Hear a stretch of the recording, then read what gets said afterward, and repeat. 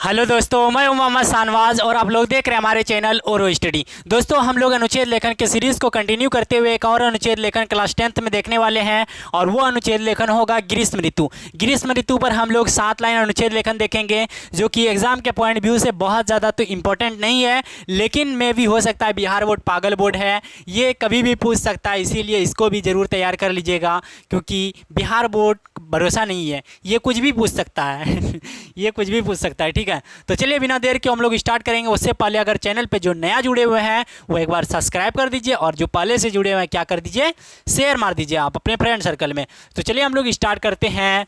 First line आप लोगों के सामने है, इसी तरह जस्ट आप लोगों को लिखना है। अगर एग्जाम में आएगा ग्रीष्म ऋतु तो जस्ट इसी तरह लिखना है क्योंकि ये अपना बनाया हुआ लैंग्वेज है, आपको समझने में कहीं भी दिक्कत नहीं आएगी।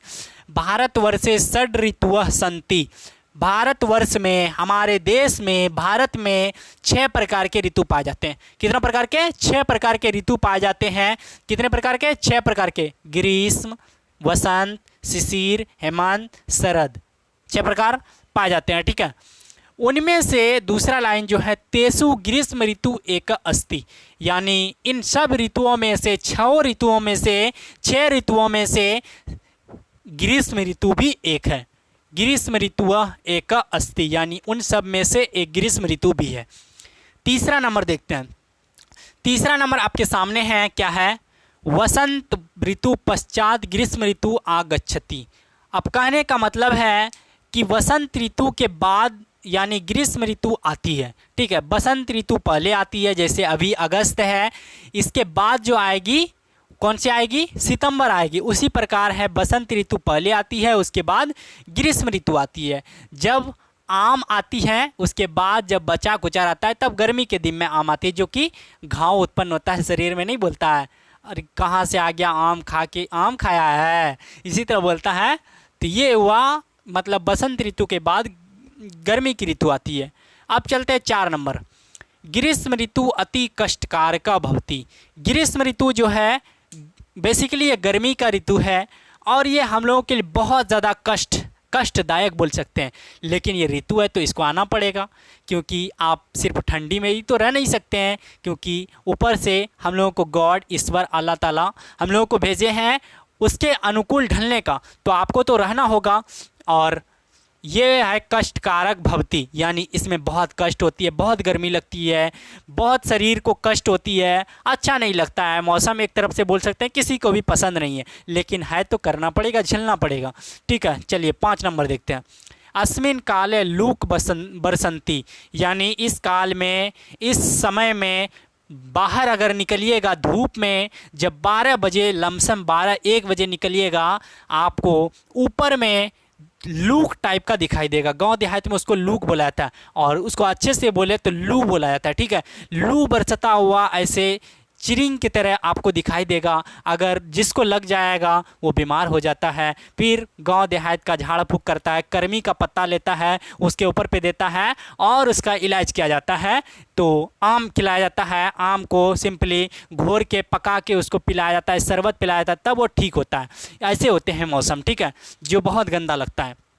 चलिए, सर्वे प्राणिनः ग्रीष्म तापेन व्यग्र निवसन्ति, यानी इस समय सभी प्राणी ग्रीष्म के ताप से निवसना चाहते हैं, अपने घरों से निकलना नहीं चाहते हैं। कोई अगर कहीं मार्केट बोल दीजिएगा कि 1000 रुपया दे रहे हैं आपको, मार्केट जाइए, किसी मशक्क़त के साथ बहुत कठिन परिश्रम करने के बाद आपको बोलेगा शाम में जाएंगे भैया, शाम में आपको पहुंचा देंगे सामान, अभी हम नहीं जाने वाले हैं। अभी अगर 10,000 भी दीजिएगा तो हम नहीं जाने वाले हैं, क्योंकि देख रहे हैं ना लू कितना बरस रहा है, गर्मी कितना है, और फ्रिज का पानी तो ढकस ढकस पूरा दे रहा है, ऐसा लग रहा है कि पूरा फ्रिज ही खा जाएगा, ऐसा ऋतु है ये।